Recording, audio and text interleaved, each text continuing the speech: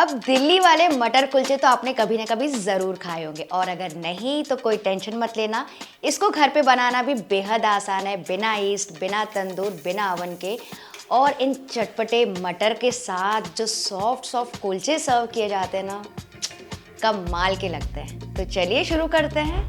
तो इसके लिए यहाँ पे मैंने लिया है 2 कप भर के मटर, यानी कि सफ़ेद चना। आपके यहाँ पे इसको क्या कहते हैं मुझे कमेंट करके ज़रूर बताइएगा। 2 से 3 बार मैंने धो लिया, पूरी रात के लिए इसको भिगा लिया था, क्योंकि क्या होता है ना, जल्दी से गलते नहीं है। अच्छे से फूल गए, पूरा पानी फेंक देंगे और इसको ट्रांसफ़र कर लेंगे प्रेशर कुकर में, और इसमें डाल देंगे थोड़ा और पानी। बहुत ज़्यादा पानी नहीं डालना है, ये देखिए बस करीबन इतना ही पानी डालना है, 1 इंच ऊपर, क्योंकि पूरा पानी हम यूज़ करेंगे, वरना ज़्यादा गीला हो जाएगा। साथ ही डाल रही हूँ आधा टीस्पून नमक और बस चुटकी भर हल्दी।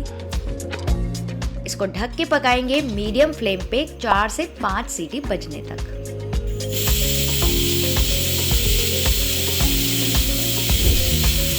तो जब तक ये हो रहा है, परात में मैं ले रही हूँ करीबन 2.5 कप भर के मैदा, यानी कि 250 ग्राम। इसमें मैं डाल रही हूँ 1 टीस्पून नमक, 1 टीस्पून भर के डाल रही हूँ पिसी हुई शक्कर, अच्छे से बैलेंस आउट हो जाएगा सब कुछ। 2 टेबलस्पून भर के डाल रही हूँ मिल्क पाउडर, 2 टेबलस्पून भर के तेल डाल दीजिए, या फिर आप चाहे तो पिघला हुआ घी या फिर बटर भी डाल सकते हैं। अब सेंटर में यहाँ पे डाल रही हूँ आधा कप भर के दही, और दही के ऊपर मैं डाल रही हूँ 1 टीस्पून भर के बेकिंग पाउडर और आधा टीस्पून भर के बेकिंग सोडा। ठीक है, हल्का सा मिक्स कर लिया, सबका रिएक्शन हो गया, ये देखिए। तो ये एकदम इंस्टेंट तरीका है नान या फिर कुलचे बनाने का। तो अब इसको मिक्स कर लेंगे और अब थोड़ा थोड़ा करके पानी ऐड करते जाएंगे और सॉफ्ट आटा लगाना है। देखिए आटा ऐसे टेक्सचर का आ गया है, तो इसको अभी और भी अच्छे से मसलते रहिए ताकि एकदम सॉफ्ट और लचीला हो जाए। ये देखिए इस तरह से मैं करती जा रही हूँ, उसको अच्छे से इस तरह से खींचते जाएंगे और मसलते जाएंगे करीबन 3 से 4 और मिनट के लिए। और उसके बाद इसको 8 से 10 बार अच्छे से इस तरह से पटक लीजिए। मज़ा आ रहा है मुझे तो ऐसा करने में, आप भी ट्राई करके ज़रूर देखना। अब पूरा आटा अच्छे से इकट्ठा हो गया, सेट हो गया। अब इसको प्रेस करके चलिए चेक करते हैं। देखिए वापस से बाउंस बैक हो रहा है, मतलब कि अच्छे से हमने उसको गूंथ लिया। अगर बाउंस बैक नहीं हो रहा है, पूरा प्रेस हो रहा है, तो आप थोड़ी देर और गूंथ लीजिएगा। अब इसके ऊपर थोड़ा सा तेल लगा के हल्के गीले कपड़े से ढक के रेस्ट करने के लिए रखेंगे आधे पौने घंटे के लिए कम से कम। थोड़ा ज़्यादा भी रखेंगे तो चल जाएगा। चलिए कुकर खोल के चेक कर लेते हैं। तो ये देखिए अच्छे से बॉईल हो गया है। तो 4 से 5 सीटी में हमारा काम तो हो जाता है, लेकिन कभी कभी इतने निट्ठर होते हैं ना, 8 से 10 सीटी में भी नहीं गलते हैं। और अगर आपको ऐसा लगे कि पानी बहुत ज़्यादा लग रहा है आपको, तो आप हाई फ्लेम पे इसको थोड़ा सा पका सकते हैं। अब इसके लिए ना कुछ और मसालों और चटनियों की तैयारी कर लेते हैं। तो चलिए सबसे पहले बना लेते हैं स्पाइसी वाली चटनी। तो ब्लेंडर में मैं डाल रही हूँ 2 मुट्ठी भर के धनिया, 1 मुट्ठी फ्रेश पुदीना, 4 से 5 हरी मिर्च, 2 छोटे टुकड़े डाल रही हूँ अदरक के, 2 कली लहसुन की, थोड़ा सा नमक और थोड़ा सा पानी या फिर आइस क्यूब्स डाल के इसको अच्छे से ब्लेंड कर लीजिए।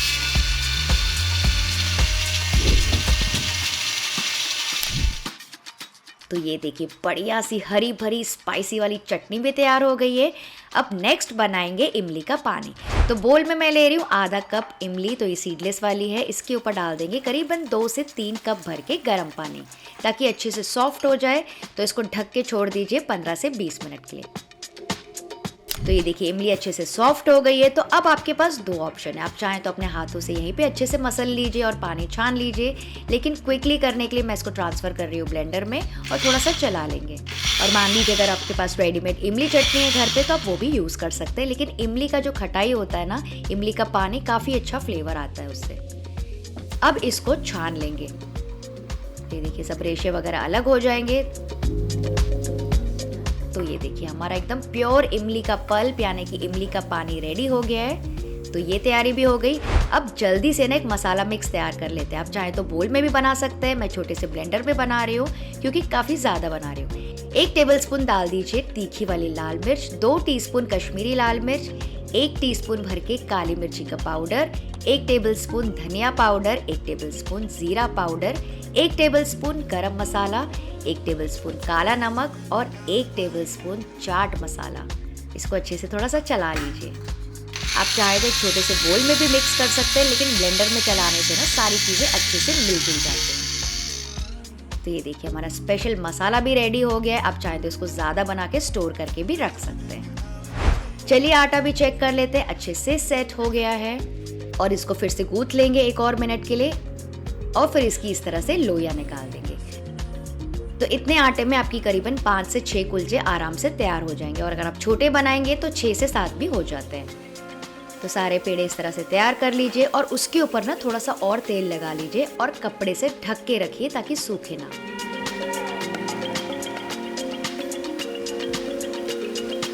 तो अब लेंगे एक पेड़ा, हल्का सा सूखा आटा लगा लेंगे और इसको रोल कर लेंगे। तो इसको अच्छे से बेल लीजिए। आप चाहे तो लंबा बना सकते हैं, ओवल बना सकते हैं, गोल बना सकते हैं, जैसे आपकी मर्जी हो। बस ये ध्यान रखिएगा कि ये ना हल्का सा थिक होना चाहिए, थोड़ा सा मोटा ही होता है कुलचा।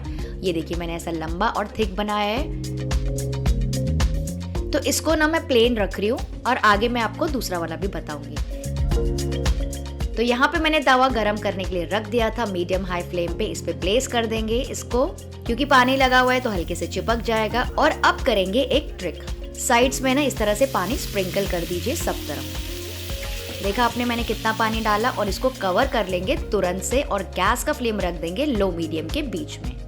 तो ये देखिए, देख सकते हैं आप कैसे तुरंत से भाप बन रही है। तो इसी भाप की वजह से कुलचे ना बहुत अच्छे से पकेंगे, फूल जाएंगे और ड्राई भी बिल्कुल नहीं लगेंगे। तो इसको ऐसे ही रहने देंगे 2 मिनट के लिए। तो चलिए खोल के चेक करते हैं। ये देखिए थोड़ा सा फ्लफी आपको दिख रहा होगा, ऊपर से थोड़े से बबल्स आ गए हैं। तो अब इसको फ्लिप करके आप पका सकते हैं नॉर्मली, जैसे आप पराठा सेकते हैं। आप चाहे तो कपड़े से भी प्रेस कर सकते हैं ताकि ये थोड़ा सा फूल जाए। अब आपके पास यहाँ पे 2 ऑप्शन है। आप चाहे तो इसको पूरी तरीके से पका सकते हैं, या फिर इस स्टेज में ना इसको कच्चा पक्का निकाल सकते हैं और बाद में फिर से बटर में सेक सकते हैं। तो ये था एक तरीका। अब लेंगे एक और लोई, इसको भी वैसे सूखे आटे से थोड़ा सा रोल कर लेंगे। इसको भी मैंने बेल लिया।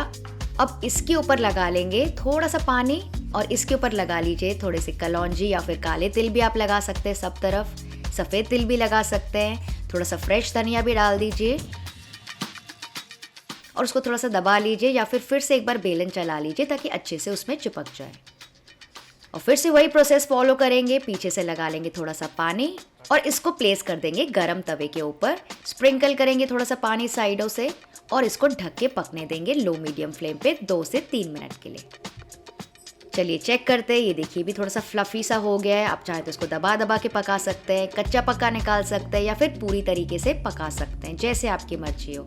तो ये वाले कुलचे ना बहुत ज़्यादा टेस्टी बनते हैं। वैसे यीस्ट के कुलचे भी बहुत ज़्यादा ऑथेंटिक बनते हैं। अगर आपको वो वाला प्रोसेस देखना है तो मुझे कमेंट करके ज़रूर बताइएगा, मैं वो भी आपके लिए बना दूंगी, और वो भी काफ़ी ज़्यादा फूलते हैं इसके मुकाबले। तो ये देखिए ये कुलचा भी तैयार हो गया। सारे कुलचे इसी तरह से तैयार करके साइड में रख दीजिए। चलिए प्रोसेस करते हैं हमारा मटर यानी कि चना।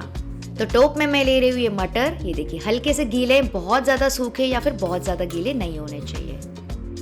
इसमें डाल देंगे आधा प्याज बारीक कटा हुआ, एक टमाटर बारीक कटा हुआ, थोड़ी सी हरी मिर्च भी डाल दीजिए आपको चाहिए तो। 2 से 3 टीस्पून भर के हरी चटनी जो कि हमने तैयार की थी। 2 टेबलस्पून भर के इमली का पानी, ज़्यादा खट्टा पसंद है तो थोड़ा ज़्यादा डाल दीजिए। 2 से 3 टीस्पून भर के स्पाइस मिक्स जो कि हमने तैयार किया था। थोड़े से अदरक के लच्छे और फ्रेश धनिया, और इसको फटाफट से मिक्स करेंगे जिस तरह से भेल बनाई जाती है ना, बिल्कुल उस तरह से। और मिक्सिंग में थोड़े बहुत मैश भी हो जाते हैं ना, तो परफेक्ट कंसिस्टेंसी आ जाती है इसकी। ये देखिए क्या तो लग रहा है, मैंने टेस्ट करके देखा, एकदम चटाकेदार मसालेदार बने हैं। आपको ज़रूर ट्राई करना चाहिए। तो इसको आप प्लेट अप कर दीजिए। आप चाहे तो दोनों में डाल सकते हैं, कटोरियों में डाल सकते हैं, और इसके ऊपर फिर से आप गार्निश कर सकते हैं अदरक, हरी धनिया, थोड़ी बहुत और चटनियाँ, या जैसे आपको सर्व करना है। और अगर आपने कुलचों को पूरी तरीके से नहीं पकाया होगा तो तवे को फिर से गर्म कर लीजिए। इसके ऊपर डाल देंगे बटर, थोड़ी सी धनिया भी डाल दीजिए अगर आपको चाहिए तो, और इनको ना फिर से थोड़ा बहुत सेक लेंगे। दोनों तरफ से सेक लीजिए। बिल्कुल इसी तरह से सर्व किए जाते हैं दिल्ली में भी। कच्चा पक्का करके वो रख देते हैं और फिर खूब सारा मक्खन डाल के सेक के दे देते हैं। देखिए कितना ज़्यादा टेम्पटिंग लग रहा है। तो बस इसको गर्मा गर्म सर्व करेंगे। हमारे कुलचे तैयार है, मटर तैयार है।